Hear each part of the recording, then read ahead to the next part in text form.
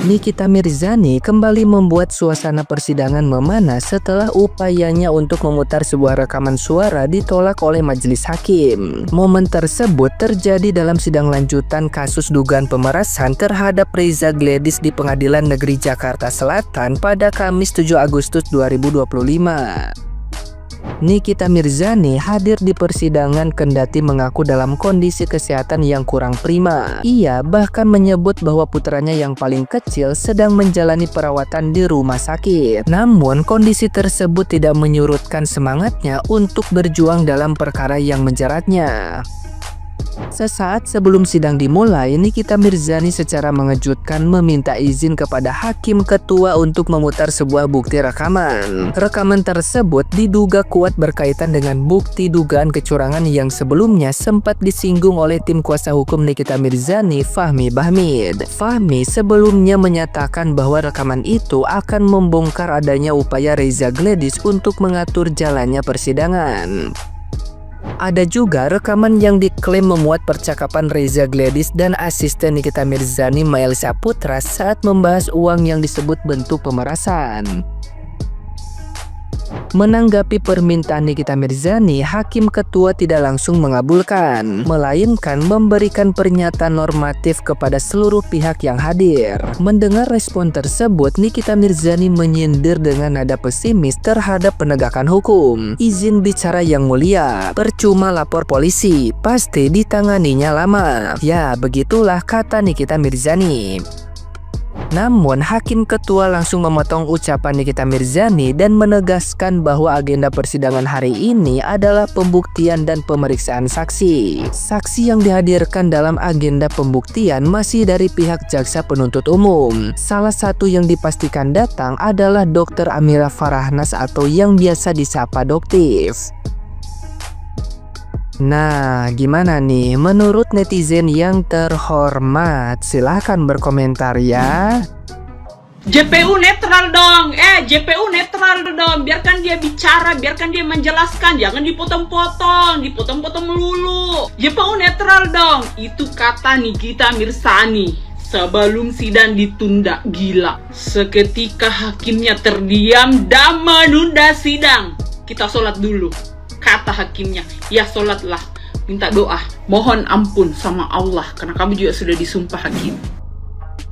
Baru kali ini loh gue lihat ada jaksa yang kelakuannya seperti itu, yang nggak ada etika sama sekali. Anda jaksa bukan wartawan. Gila kelakuannya. Gue nggak ngerti lagi, gue nggak bela siapa-siapa, cuman gue lihat jaksa seperti ini tuh kayak gregetan banget.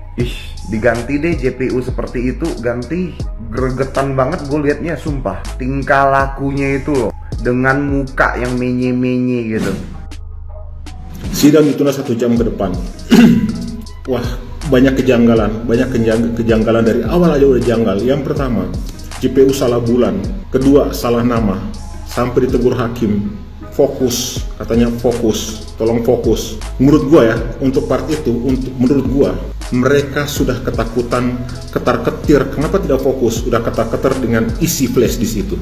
Menurut gua ya, isi flash disk itu yang berpengaruh di mental mereka. Ya. Terus yang berikut, mereka selalu potong. Dr. Samira belum selesai ngomong, udah cukup. Gimana hukum di Indonesia? Ini tidak berbicara. Ini ya, ini bukan hanya tentang Nikita Mirzani, tapi tentang kita semua. Kalau Nikita Mirzani, seorang Nikita Mirzani bisa diperlakukan JPU seperti ini, bagaimana kita rakyat jelata ini? Bagaimana kita? Itu yang perlu dipertanyakan. Inilah cermin hukum di Indonesia, guys. Inilah cermin hukum di Indonesia. Betapa tidak ada keadilan sosial bagi seluruh rakyat Indonesia itu tidak ada menurut gua. Rusuh di sidang Nikita Mirzani saat dokter detektif baru mulai memberikan keterangan sebagai saksi. Nah, Sahabat Cendol, ini cukup mengejutkan ya. Akhirnya ada titik terang dari salah satu teka-teki yang selama ini kita bahas. Jadi ternyata ada komunikasi 2 arah antara Nikita Mirzani dan dokter detektif. Ya, 2 arah, bukan hanya sepihak. Dan ini penting ya, karena selama ini banyak yang berspekulasi tanpa tahu titik temunya. Jadi saat keterangan mulai masuk ke bagian yang krusial, Nikita Mirzani langsung bereaksi keras ketika jaksa penuntut umum memotong keterangan dari saksi dokter detektif. Jadi Jadi menurut Nikita Mirzani, jaksa hanya mengambil poin yang menguntungkan sisi penuntutan, bukan sisi keadilan bagi terdakwa. Inilah yang memicu keributan kecil di ruang sidang. Nah, netizen cendol akan terus memantau persidangan hari ini ya. Jadi hari ini sidangnya diskor sementara, tapi saya harus katakan, keterangan dokter detektif ini sangat krusial dan bisa jadi titik balik dalam kasus ini. Kita harus tetap objektif ya Sobat Cendol, jangan buru-buru ambil kesimpulan, tapi jujur ya, saya pribadi mulai melihat gambaran utuh dari dinamika kasus ini. Dan saya akan mengambil posisi hari ini. Sidang Niki itu sudah dimulai guys, tapi baru aja mulai udah berawal dengan keributan, dimana setiap kali Niki ingin menyampaikan hasil daripada dia sendiri untuk menyampaikan kesaksiannya, tapi selalu dipotong-potong oleh hakim. Gimana sih itu? Dipotong dan dipotong seakan-akan Niki itu nggak boleh bicara. Apa gunanya seperti ini? Gimana Niki nggak marah kalau begitu terus caranya? Mungkin orang lain bisa diam, tapi Niki memang orangnya seperti itu. Memang nanti ada kompensasinya, tapi bagaimana mungkin bisa orang mencapai keadilan kalau terdakwanya sendiri selalu tidak diberikan izin? Ya akhirnya sidang berakhir dengan ricuh dan akan dilanjutkan nanti. Akankah seperti ini terus? Inilah sidang terburuk guys. Hakimnya terlalu kelihatan. Apa hakimnya ini terlalu tidak membolehkan Niki, sehingga terkesan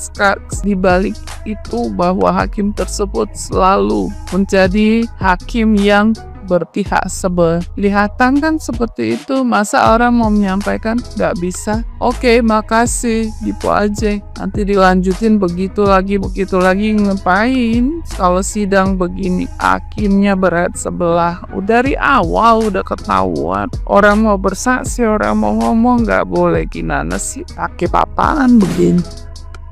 Break sidang Nikita Mirzani tanggal 7 Agustus 2025, yang dimana sebenarnya gue udah menduga ya ini yang ditunggu-tunggu sebenarnya sama semua orang, termasuk gue ya kan, untuk pemutaran rekaman suara. Tapi gue sudah menduga nih kayaknya Kamis ini nih ada cara dari mereka untuk tidak diputar, atau malah gue mikirnya itu akan menjadi sidang tertutup. Ternyata tidak, tetap jadi sidang terbuka.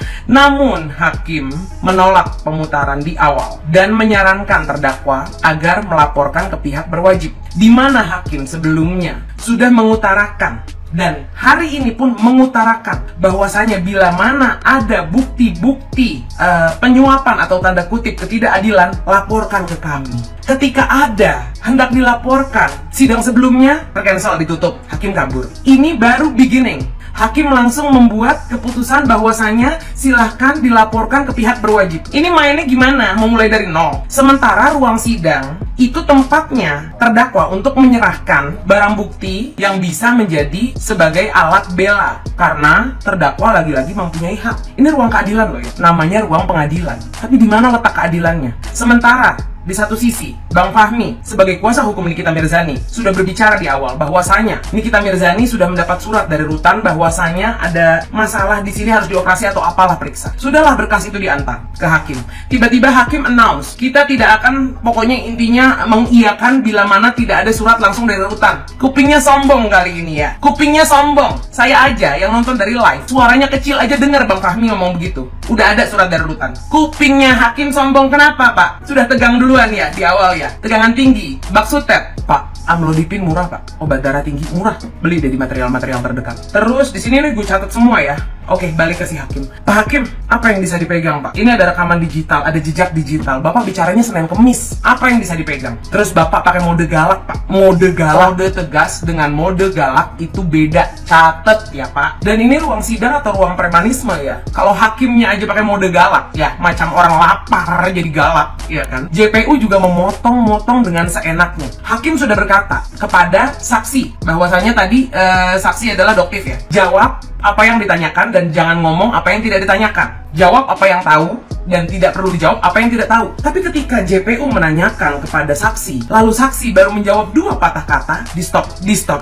Ini maksudnya apa? kalian ingin jawaban yang kalian inginkan saja. Main sendiri aja, main sendiri. Ini kayak lagi main pengadilan-pengadilanan, tau gak sih? Gila, asli, muak, malu sebagai rakyat Indonesia terbuka. Ini disorot sama seluruh rakyat Indonesia, bahkan bisa disorot ke luar negeri juga. Yang amat diharapkan hari ini ruang sidang menjadi ruang transparansi, namun ruang sidang menjadi ruang intimidasi. Indonesia belum merdeka. Assalamualaikum.